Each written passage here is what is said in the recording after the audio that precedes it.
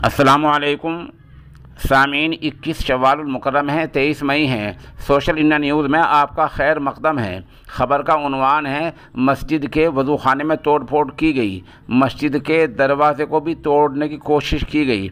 मामला हरियाणा का है। ख़बर थोड़ी तफसीर से सुनिए।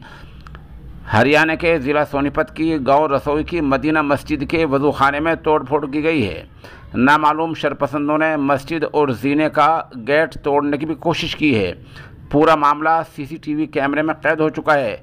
वीडियो और तस्वीर आप देख रहे हैं, इनसे आप अंदाज़ा लगा सकते हैं कि तोड़ने वाले कौन लोग हो सकते हैं। शरपसंदों का हुलिया, इनकी पोशाक, इनका पहनावा, इससे अंदाज़ा लगाया जा सकता है कि ये कौन लोग हैं। इस बारे में मस्जिद के इमाम व ख़तीब काजी नसीम अहमद ने थाने में दरख्वास्त दी है और बताया है कि SHO रवि कुमार ने जल्द ही कार्रवाई का भरोसा दिलाया है। बता दें कि 2017 में भी माह रमज़ान में इस मस्जिद में एक कत्ल हो चुका है।